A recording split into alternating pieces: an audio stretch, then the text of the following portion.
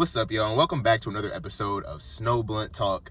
Now, today's video is about, I want to talk about this kind of icky feeling I get whenever I'm trying to get into like a intimate relationship with somebody. I don't necessarily mean, sexually. I mean like emotionally, or even like a close friendship, or, when navigating a close friendship, it's easier because it's more gradual, but, things like dating and stuff where you're courting somebody, it's harder to kind of navigate this boundary. And I've just figured out, what my issue is and like how to actually navigate it.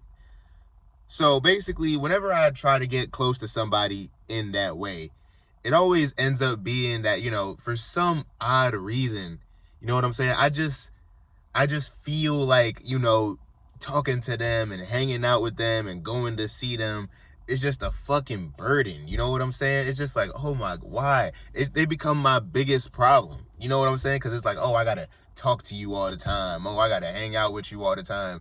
And it's like, damn, why the fuck do I feel like that? I'm supposed to be working my way toward really liking this person, maybe even loving this person.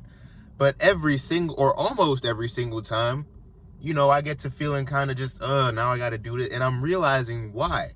It's because I'm so used to even, growing up within my own family, so used to just masking my real self, my real emotions, my real inclinations.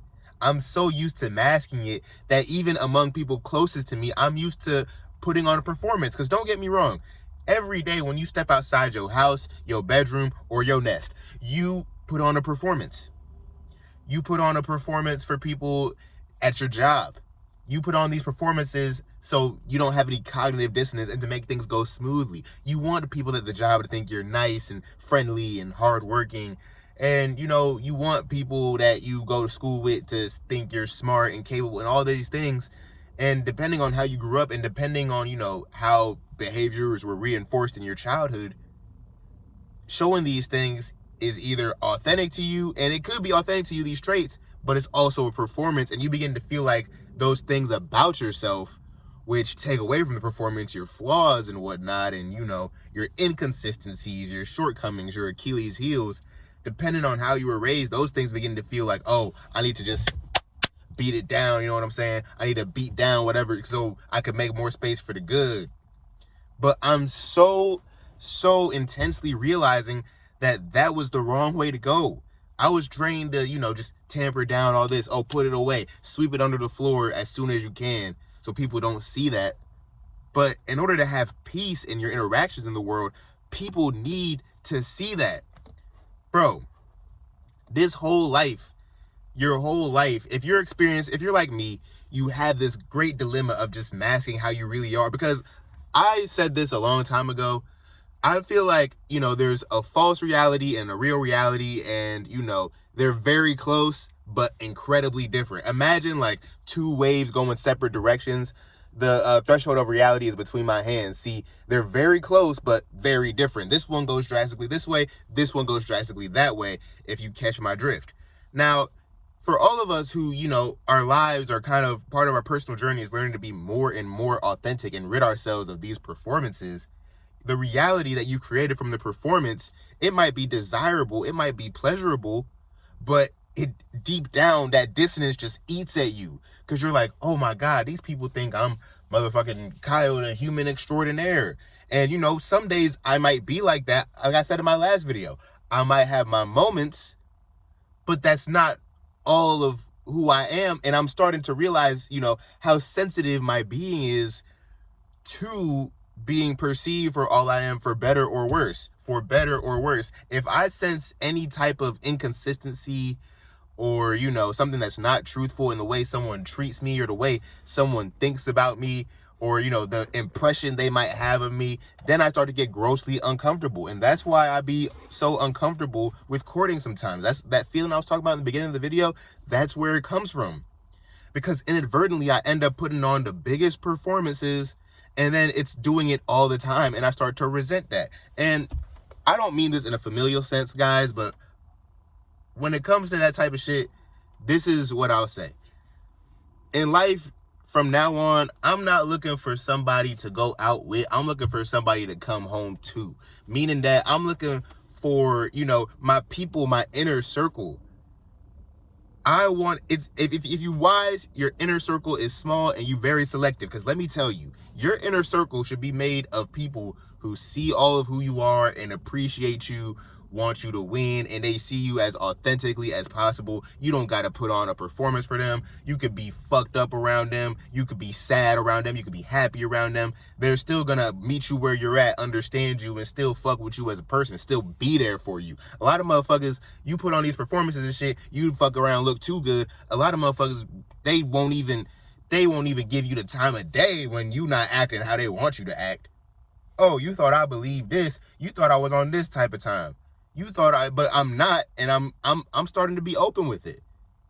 Even if it's people you know from your past, bro, if they're gonna stay in your future, that means they growing with you. If not, bro, I mean, it's no hard feelings, but niggas gotta understand we grow and evolve in this life. You're not meant to keep these toxic attachments to people just cause you might feel lonely, bro. You gotta trust in yourself and love yourself and accept yourself, and you'll never feel lonely.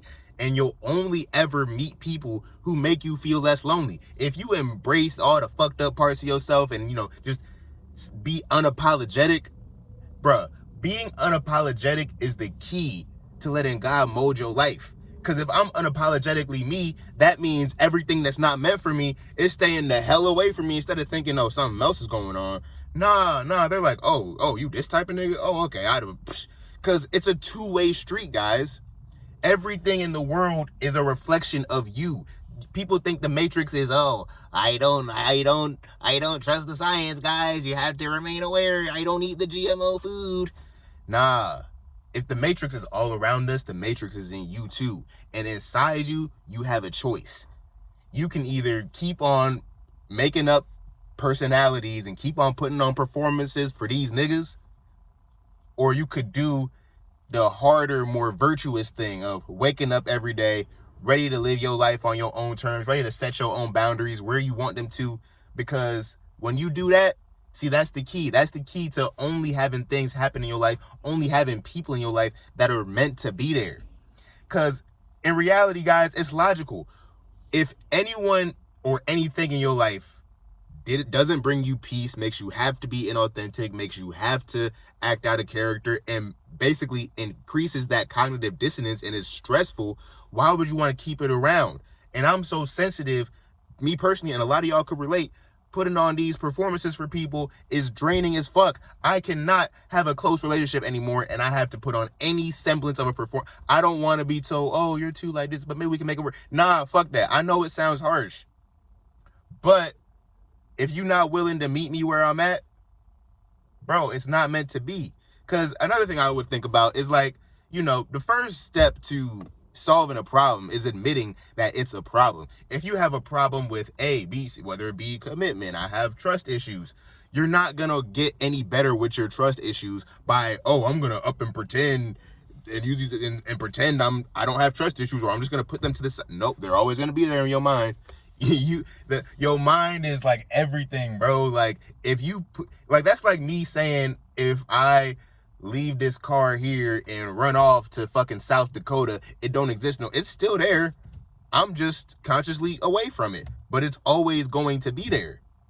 It's the same with your problems, bro, your traumas and shit. If you have commitment issues, trust issues, hey, you might as well fuck around and start being open with that shit. Be upfront with people. Because then you're going to, discard the people who would have just wasted your time otherwise and made you more confused. And you're going to start only accepting people that'll help you actually work on that, because they'll meet you where you're at and say, okay, let's use compassion now. Let's use empathy now. See, I'm one of those people, because I was always told, oh, this ain't the right way to be and all that, or you should be more like this. But the things, the inclinations about me that weren't right, that didn't align with the views of society or whatever, they never went anywhere. And now as an adult learning to embrace them, I have to also embrace the fact that who I am and what I do and how I act is naturally going to alienate a lot of people in, day-to-day life. But I'd rather alienate all those people than be around everyone and feel like an alien. Because for so long, I felt like a loner. I felt like an alien. And I wouldn't wish that feeling on my worst enemy. to feel like everybody's in on a joke that you're not in on.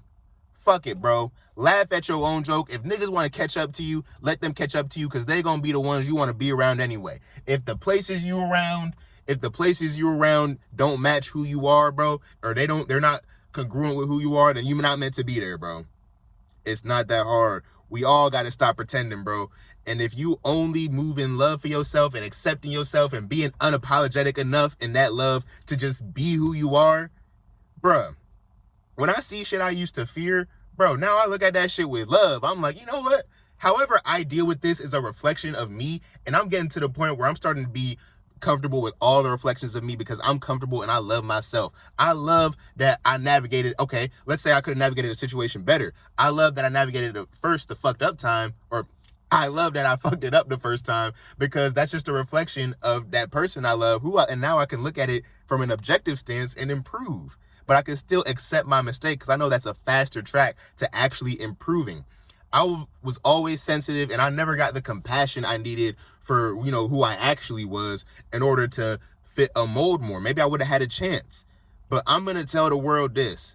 Some of us, bro, before we become this stupid ideal that everyone holds in their heads, we need people to meet us where we're at, and we need compassion for what we are, bro. Because nothing in this world is more alienating than feeling like who you are at your core is just wrong.